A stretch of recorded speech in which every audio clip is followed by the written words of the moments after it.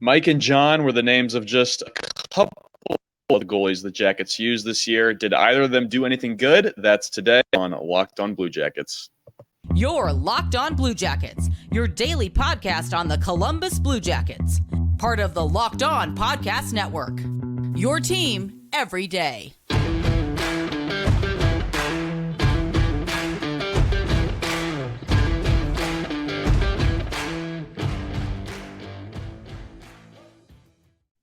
Also on with me is my co-host, Jay Foster. We're here to talk about the good, the bad, and the ugly of your favorite team and ours, the Columbus Blue Jackets.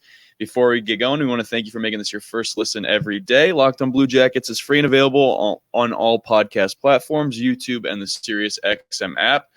We're still doing our season reviews, but now we're finally on to goaltenders. So, wow, it's nice to almost have all the chapters in last year finally closed. By the time we do the season reviews, by the time they're all done, we're going to be like the regular season's going to be here, Jay. It's going to be awesome. How do you feel about that?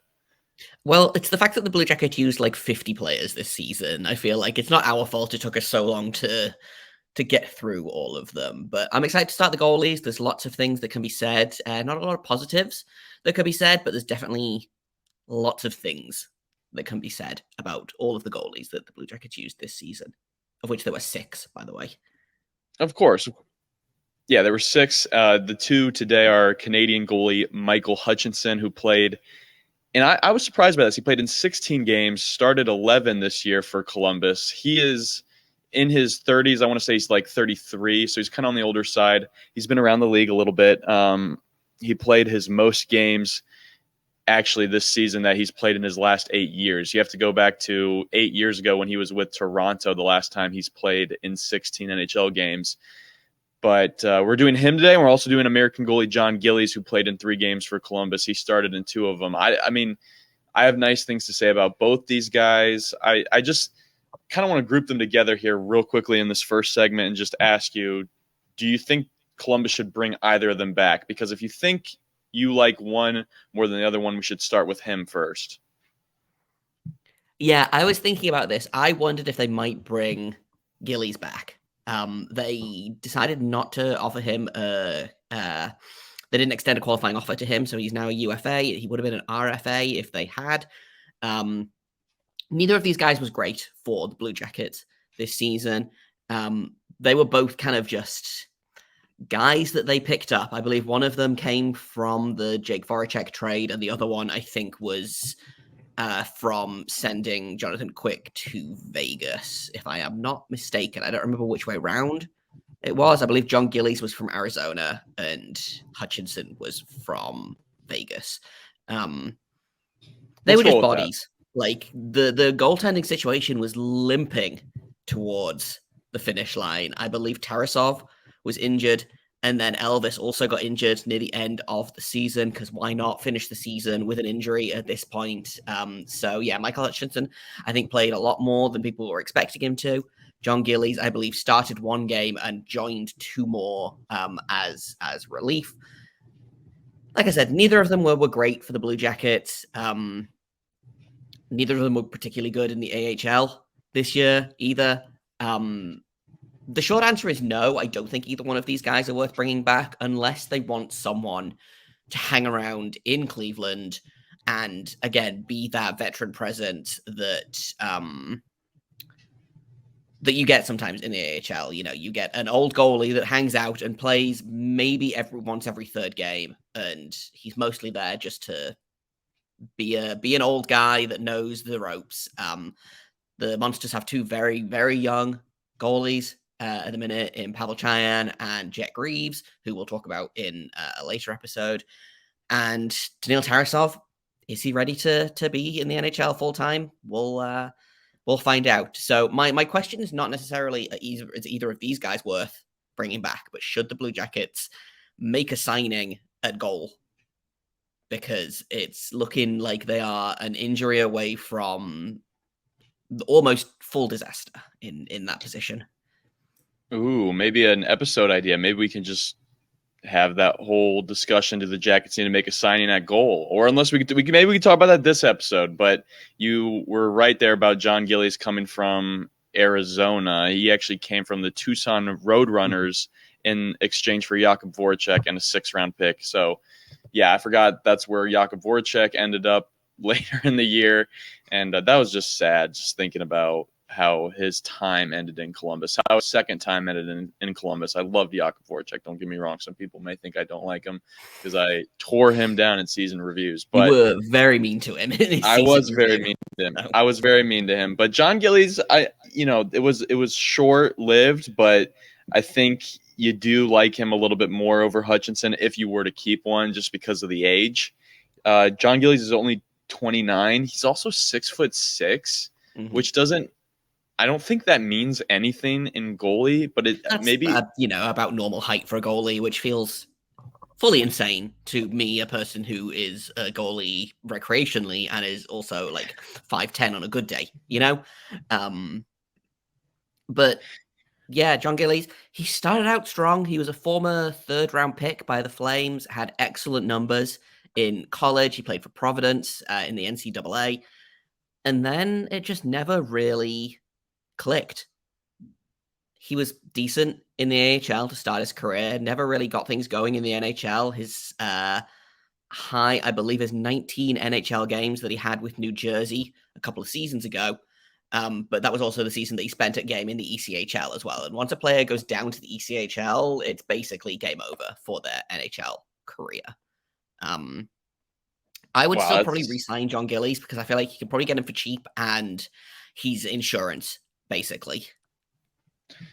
I'm just looking at this, Jay. He's only played 35 games in his NHL career, and he's won 8 of them. So, to me, that could be the same statistic line for a goalie taken in the 1st round, which I don't know how often that even happens nowadays. A goalie getting taken in the 1st round of the NHL draft. Is that still a thing? It feels like every year it's all anyway. Not this season. Not last season. I believe the season before that, the Kent Johnson, Cole Sillinger year. So that would have been 2021. There were 2 goalies taken in the 1st round, I believe. One at 15th and one at 20th. But my point is like 35 games. Rare, though, yes. Yeah. No, that's crazy. I just thought about that. My point is, though, with this is that Jon Gillies has played 35 NHL games and he only has 8 wins. That doesn't necessarily surprise me. And he's been around so much. He's 29 now. But what I'm saying is he's not had a full rookie season ever. Like, he's never had a full chance to do anything. So I wonder, with a team like Cleveland, who is a bunch of young and really exciting talent, I wonder if like a veteran goalie-ish, like, because he's 29, so I guess maybe that's on the veteran side in the AHL. I wonder if that would be good for him and if that would be good for the Monsters. And like you said, you probably could get him for pretty cheap. But we don't know if that's going to happen, so it's something we'd like to happen. But we can talk more about their seasons, and also maybe we can talk more about Hutchinson here because he, at the end of the day, played a lot more games than Gillies did for Columbus, so we don't want to forget about him. We'll keep it going here in just a second. Guess what, guys? It's NFL season, so you know what that means. I am pulling out America's #1 sports book for football season. It's about to kick off, and FanDuel is giving you a chance to win all season long because right now, when you bet on a Super Bowl winner, you get bonus bets every time that team wins in the regular season. So it's the bet that just keeps giving back. Just pick any team to win in the Super Bowl, and you'll get bonus bets for every victory. The Browns are a sneaky team that not a lot of people are talking about this year. You might want to put some money on them because every time they do happen to win, you're going to get rewarded every single time. You can also use your bonus bets on spreads, player props, over-unders, and more. They might even let you, use it on other sports too. I don't know exactly based off this deal, but if that's a thing too, then play some bets on the Blue Jackets. What are you doing? So visit FanDuel.com/lockedon and start earning bonus bets with America's #1 sportsbook. That's FanDuel.com/lockedon.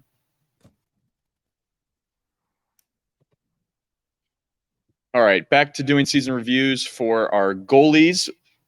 Next, let's do Michael Hutchinson here because he was a guy who came in and I think was just a great example of a goaltender in service. Like, this team is given up. We need a guy in the net right now. Sure, why not? He was a warm body. He was a warm body. and he played well, I thought. It's not like he won a couple games. That's what you want him to do. You want him to have a good time. It's not like I wanted him to win a bunch of games. So to me as a fan, he absolutely met the job requirement, which was just be a warm body. I loved the Michael Hutchinson experiment, Columbus. I love the fact that he played the most games he's played in the last 8 years. So he probably is going to be sitting around the dinner table one day with his, friends or family and be thinking, man, I was a Columbus Blue Jacket. The Blue Jackets are going to be winning their third Stanley Cup in a row. Zach Werenski's going to bring home his third Norris Trophy, and he's going to be like, I played on that team. So for me, Michael Hutchinson was fun. If he doesn't come back to Columbus, that's okay with me. But it was fun while he was here, and it's hard for goalies to get a lot of love, right? Because they don't get to make any plays. They don't get to score goals, so they get a lot of the blame. And in a time when I was okay with the Blue Jackets losing games, I'm never going to blame Michael Hutchinson for playing bad. You know what I'm saying? No, he walked into a very sucky situation. Yeah. He's kind of in the tail end of his career. He's 33, 34, has bounced around a lot. People might remember Michael Hutchinson from that one playoff run that the Colorado Avalanche did, where he, I believe, was a waiver pickup from Toronto by Colorado, or he was traded, I don't remember exactly, and then he ended up winning more second round playoff games that season than Toronto did total. Wow. So love that for him. And that's kind of what I always think of with Michael Hutchinson, is that one time he won a bunch of playoff games randomly. But he was drafted by Winnipeg. Nope, that's a lie. He was drafted by the Bruins back in 2008, played in Providence, went to Winnipeg, went to Florida, went to Toronto, briefly with Colorado, and then ended up with Vegas last year, I believe. Didn't play any games in Vegas. Played 7 games for the Henderson Silver Knights of the AHL. Was not great there. And then again, it was just a case of, well, the Blue Jackets need literally any goalie to play. So they got rid of Jonathan Quick, who wanted to go to a contender, and we got Hutchinson, who, like you said, he won a couple games. He, I believe, was the goalie in net for the win against Pittsburgh, which made everyone very, very angry. But in hindsight, it worked out fine, I think. Everyone got real mad that game was going to be the reason they didn't get Bedard, but whatever. He did about as good of a job as I expected him to. He wasn't game-changingly good. He wasn't game-changingly bad. He showed up. He did his best. But frankly, in a way that is extremely relatable, he was just kind of old and tired and over all of this, which, me too, buddy. So I'm not going to sit here and blame him for the Blue Jackets stinking at the end of the season, but he was about as good as I expected him to be. He allowed 54 goals. This is at even strength, I believe. No, this is at all strengths, excuse me. He allowed 54 goals on 433 shots. So again, not great, but the team also was not good in front of him. He was playing in front of or behind even a much more injured Blue Jackets team than the rest of the season, even, because if you remember, the end of the season, kind of everybody got shut down, and it was just a time. So it was Michael Hutchinson for not giving up and just lying face down in the crease, because that might be what I would have done in that situation. He showed up to work. He did his best. I assume probably what he will do now is retire into the sunset, or maybe go to Europe for a year. But if I was him, I would go home and spend time with my kids. Mm-hmm. It was he was the last line of defense from the Blue Jackets actually putting Jeff Svoboda, the team writer, in the net. So he saved us all from that disaster. But he won his first ever game in Columbus. So that game against Pittsburgh was his first start in a Blue Jackets uniform, and he won that. So I don't know how many CBJ goalies can say that. That's really impressive. He also beat the New York Islanders at home. So he's going to be one of those goalies you think about later in life or you probably will never think about ever again after you turn off this video. Maybe this will be the last you think about Michael Hutchinson until a random stat about him one day somehow, some way. I didn't really expect anything of him, and I didn't really get a whole lot other than just 11 games where you didn't win too many of them, which is good. You know what I mean? Like, I don't know if at any point it was actually asked of the Blue Jackets to play bad. I assume in professional sports that does not happen. Okay, I assume that No, it's a pride thing. I know everyone's right. like, yeah, the team is tanking. No, they were not tanking. That's not how these guys are wired. I feel like I've had this conversation all season. Like, the players are tanking. No. You try and convince an NHL player to lose a game on purpose. Like, they're all so proud to be an NHL player, and they hate losing. And like, yeah, I don't know. It always bugs me when it's like the coach absolutely probably tanks. The ownership tanks. The players, they don't tank. I was just looking at like how many shots he faced, and like there was a game in here where he faced 49 shots against Florida. Like, wow, that's too many he faced shots. 40 against Pittsburgh. That's actually an average Florida game shots against. In 2/3 of a game, he faced 40 shots against Pittsburgh. Like, was that the game he won? No, that was the game they lost. Okay. Let's see how many saves he had in that game he won against Pittsburgh. He had 36. He was very good in that game. He had 34 saves in that game. He made 34 of 36 saves in the game against Pittsburgh. So he was very good in that one. He had a couple of bright moments, like against Boston. He only allowed 2 goals on 31 shots. The Blue Jackets lost, but I'll take that, I got another stat for you. He also pitched a third of a shutout. I say yes, pitched against the Kings. He made 9 saves on 9 shots in a total of 26 minutes. That's pretty good. That's like half. That's he had good periods and he had good flashes. He was like this thing. He was the definition of just a guy that shows up to work. Does his best. I love those guys. Goes home. Yeah, had a good attitude. Do I wish he'd done more for the team? Maybe.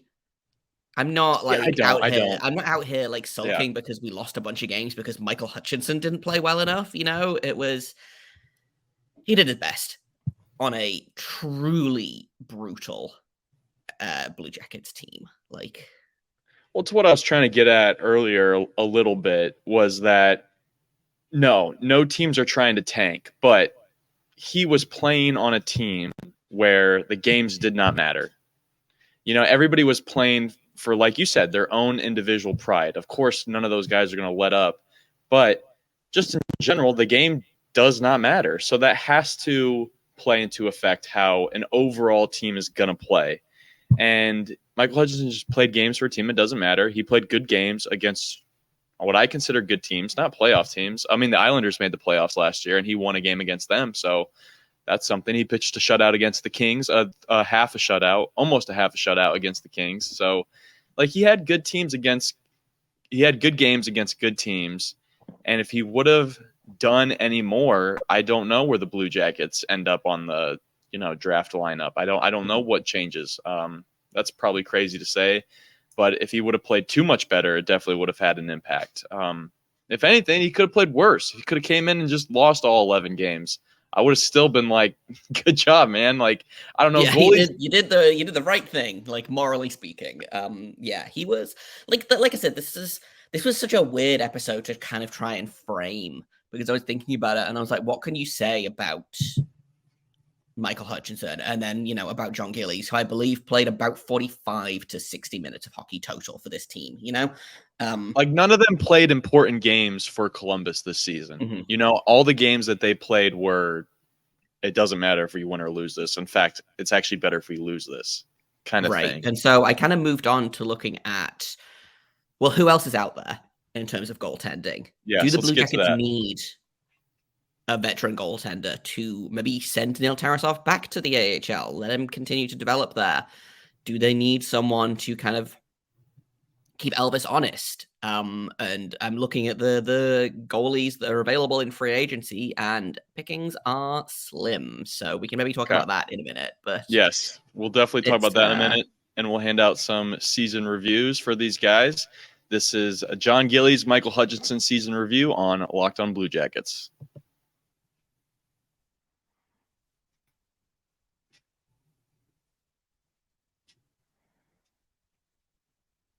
Okay, welcome back. Doing season reviews. We were just talking about Hutchinson and Gillies, and now Jay is on the train of not bringing either of them back. I think I'm pretty much on that train as well. I think we both maybe would like to see Gillies in an AHL Cleveland Monsters uniform, but Jay's got some slim pickings on some free agents, but still some names. Any exciting names at all that are available? I mean, the only name that is really jumping out to me here is Aaron Dell, who played 4 games for the San Jose Sharks last season, spent some time in the minors, was fine for the Barracuda. He played 4 games, had 3 losses, and had a .913 save percentage. Which is, for a tanking team, that's exactly what you want from your veteran goalie. You want them to play well and lose anyway. He's 34 years old. He was making basically league minimum last season. He's definitely a guy that I would pick up as injury insurance, or again, even throw him in the minors, call him up if you need to. He's a guy he's that prototypical, like the 7th defenseman. He's the Scott Harrington of goalies. You know, he can show up and put in a half decent performance if you need to, you know, press the red panic button. I'm sorry, real quickly. You said 7th defenseman. I just thought of Mike Smith just flying out of the net, playing defense. Hey, Mike Smith is on this list, but I do think he is legally dead.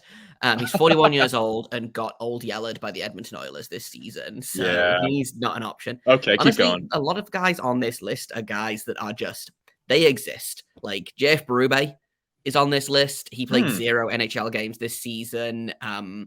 Brian Elliott is on this list. He played 22 games this season. Yaroslav Halak played 25 games this season. That might be a signing that I make, actually. Yaroslav Halak, if he's 38 years old, so you probably wouldn't get too much more out of him. But again, decent veteran guy. If you have faith in your starter to play up to, 60, 65 games a season, Halak could be a half decent pickup, but I'm looking at this list and there's no one that I'm like, yes, go grab them, go grab that guy, because it's depth at this point. You're signing for depth, which is not going to be the most exciting thing in the world, but there's no one out there that I'm like, yeah, this is a sneaky good value. There's no one there on this list, I think, that couldn't do what Michael Hutchinson did last season, except maybe Aaron Dell. So that's what I was going to say. I was going to say I like the idea of Aaron Dell, and it's only because the Blue Jackets somewhat don't know who their goaltender of the future is. Mm-hmm. Is that fair to say? Like, Elvis is kind of on a year-to-year thing now with me on whether he's going to be the future. And the room's open is my point. The job is open, I think. So any player that you can bring in that has good playing experience recently, and Aaron Dell, you just said, had a .914, .913 save percentage for the Sharks last year. So that would be a great look to get him a better team. I'm sure that's going to be the same, if not much better. So the Blue Jackets can't pass on any talent at that position. I feel like sometimes that position gets overlooked because of what the Blue Jackets have in stock. And the Blue Jackets do have some good goalies. It's just neither of them have shown up as the game-breaking goalie yet. Or at least not in a while. So it's interesting to me that they've clearly looked at the defense and gone, yes, this needs shoring up. We need veteran presence here. And they're kind of looking at the goalie position and they're like, no, this seems fine. The trade deadline could be very interesting because if there's goalies out there that are playing if the Blue Jackets are in a playoff position, they could go out and I wouldn't be surprised if they go out and grab an extra goalie. Let's see if I can pull up the guys that are going to be free agents next season. Do you pick up a guy like Chris Driedger, who is going to be a UFA next season. Marc-Andre Fleury's a UFA next season. I've wanted him here so badly, but I just don't know if I just genuinely don't know if any former Penguin will play in Columbus. I feel like it's not even that they I don't know if they just I don't know if they respect Columbus maybe, or like I feel like they, in a way, I kind of appreciate that. I feel like it adds to the rivalry a little bit, but I just feel like I always get my hopes up for like Malkin a couple off seasons ago. I got excited for him possibly coming to Columbus, and I was like, wait, why? Why would he go, 3 hours west? But I would love to have Flower. He's been one of my favorite goalies to watch over the last decade. Who hasn't enjoyed watching him play? The way he stacks the pads, it's like one of the more electric saves, one of the more electric signature moves you can have as a goalie is to stack. Yeah, he's a fun guy. He has good vibes. But yeah, so like, do they just hold tight for now and see what they can pick up at the trade deadline? Do they see what they can pick up next year? Do they make a trade in season? I feel like Elvis has a very short leash. And I wouldn't be surprised if if Elvis starts struggling, we're going to see a lot of Daniil Tarasov, which is going to be interesting because I like Tarasov a lot. He was very, very good for large portions of last season. Excellent the season before that until he broke his knee in half. Yeah, I don't know. The goal, I feel confident about this team in every position except goalie, which does unnerve me a little bit. All right, let's get to our season or our grades. Sorry, for our two guys that we were reviewing today, Jon Gillies and Michael Hutchinson. I can go first here for Hutch. I'm going to give him a C+. I think he came in, did the job, won more games than I expected, won a game against Pittsburgh, which to me, for any Blue Jackets fan that happened to go to that game last year, you're never going to forget the games that you went to where the Blue Jackets beat Pittsburgh. So thank you, Hutch, for your service. C+ to him.